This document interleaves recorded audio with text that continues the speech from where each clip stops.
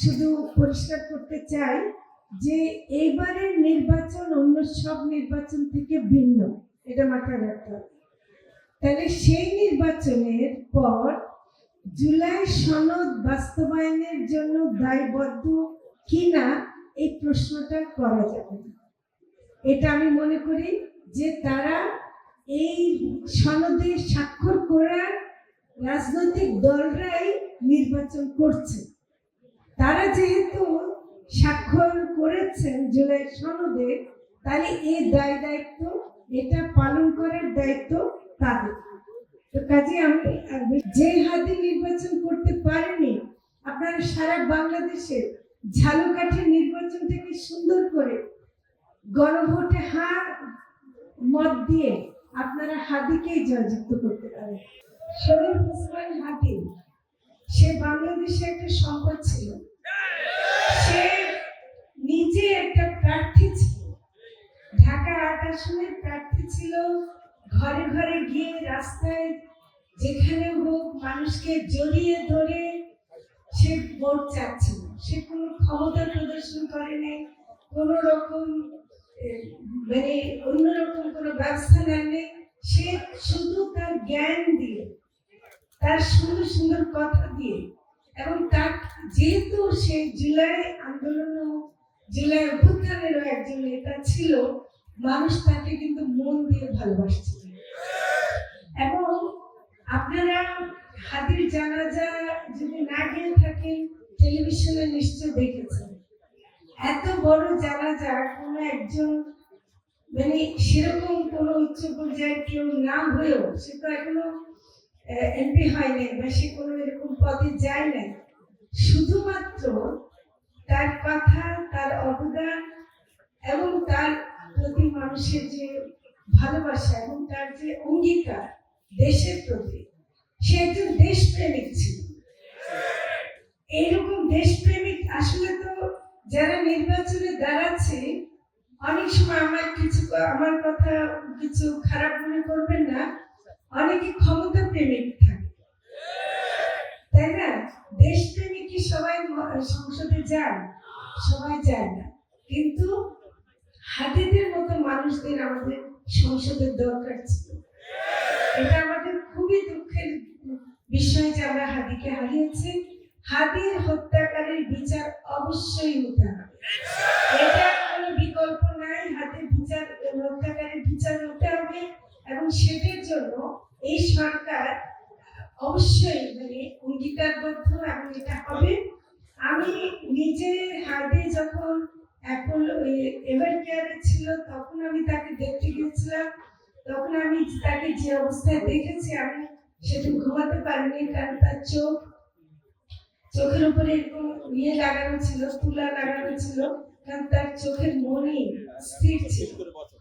তারপর তার মৃত্যুর পরে তাকে, সে শহীদ হয়েছে, তারপরে তার মা এবং তার স্ত্রীকে দেখতে গিয়েছে, এবং সেখানে তাদের সাথে কথা বলে, তার মায়ের সাথে কথা বলে আমি বুঝেছি যে হাদি একটা অত্যন্ত অত্যন্ত জ্ঞানী পরিবারের ছেলে, এবং আপনারা এই জেলার মানুষ, আমি মনে করি যে আমরা সবাই মিলে গর্বিত হতে পারি। আমি একটু সময় নিলাম হাদিকে নিয়ে বলার জন্য, কারণ এরকম ঝালকাঠিতে আসবো হাদিরই জেলায়, এটা আমার মাথায় ছিল না। আমি অত্যন্ত গর্বিত মনে করছি।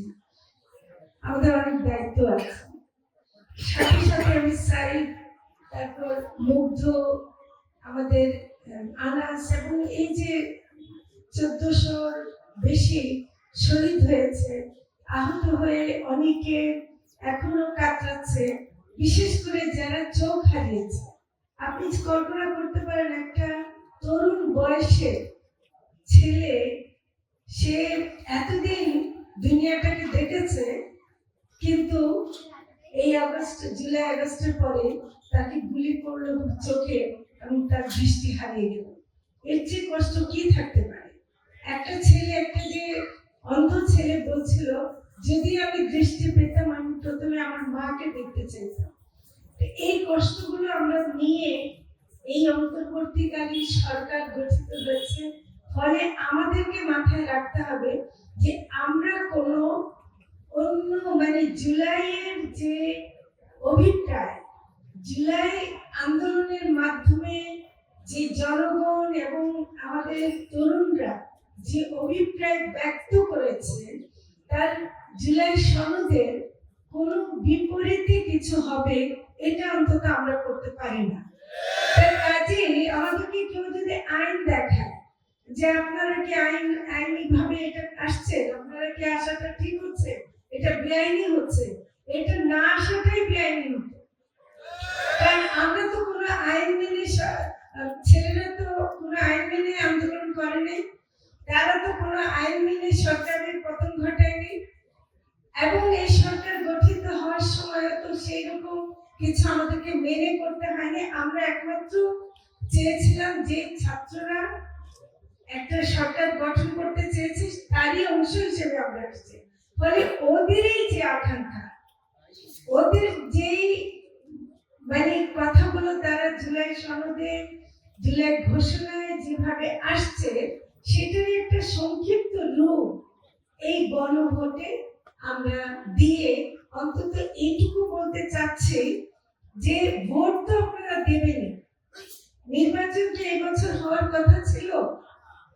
যদি 2024 সালে ওই সরকার, ফ্যাসিবাদী সরকারের পতন না হতো, তারা কি 26 এসে নির্বাচন দিত না? তাহলে না দিলে এবার যে নির্বাচন হচ্ছে, এই নির্বাচনের দায়িত্ব কি শুধু আমাদের না, আপনাদের সবার।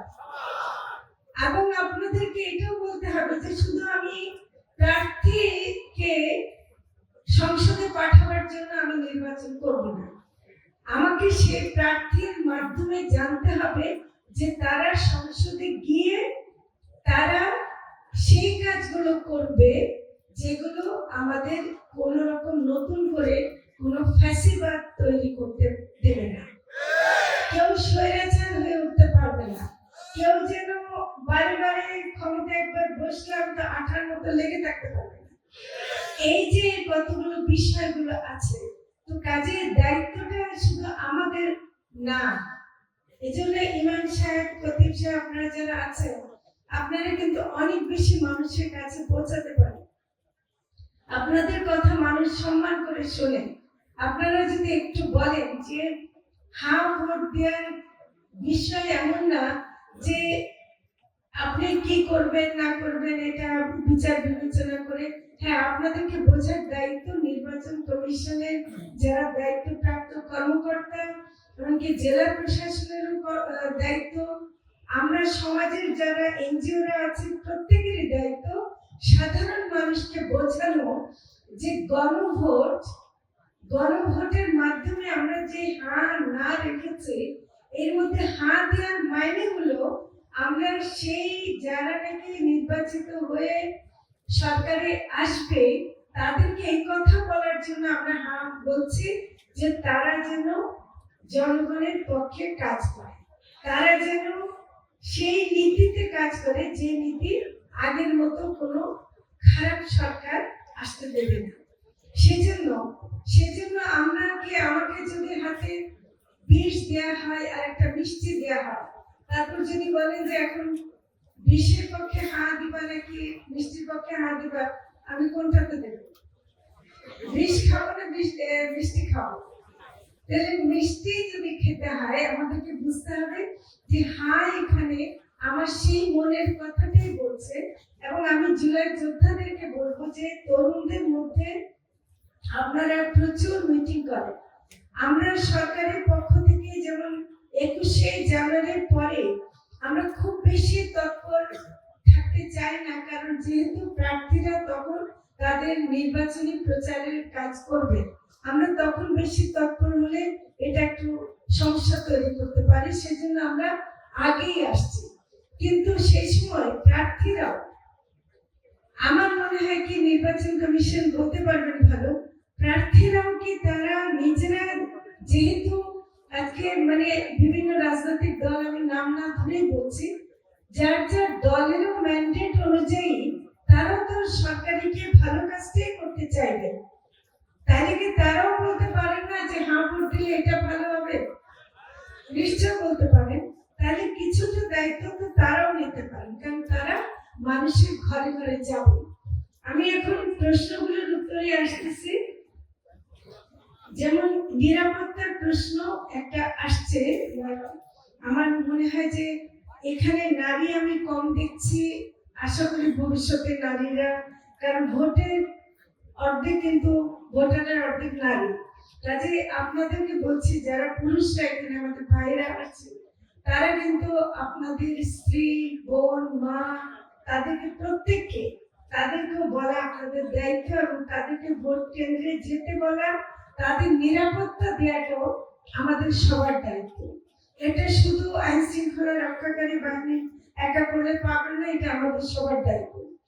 তারপর আমি প্রশ্ন এখানে যেটা ছিল,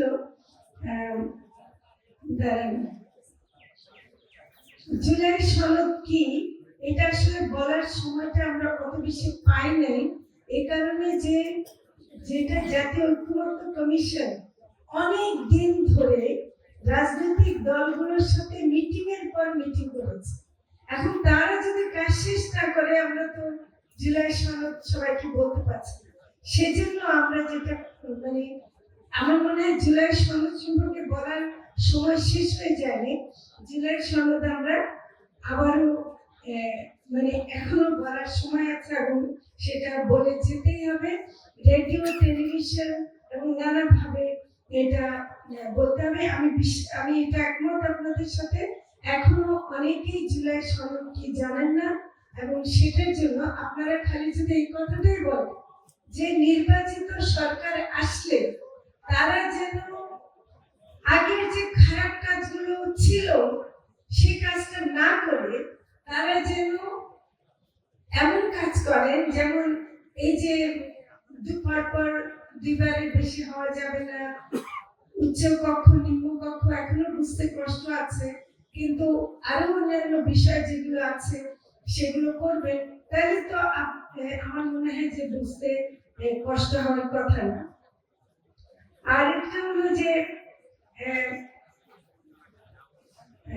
এখানে আমার মনে মোটামুটি হয়ে গেছে, কিন্তু একটা কথা শুধু পরিষ্কার করতে চাই যে এবারের নির্বাচন অন্য সব নির্বাচন থেকে ভিন্ন, এটা মাথায় রাখতে হবে। তাহলে সেই নির্বাচনের পর জুলাই সনদ বাস্তবায়নের জন্য দায়বদ্ধ কিনা এই প্রশ্নটা করা যাবে না। এটা আমি মনে করি যে তারা এই সনদে স্বাক্ষর করার রাজনৈতিক দলরাই নির্বাচন করছে।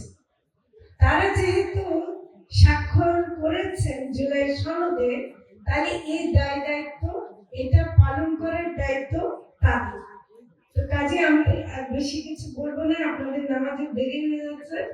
তবে সবাইকে আমি অনেক অনেক ধন্যবাদ দিচ্ছি আজকে আসার জন্য।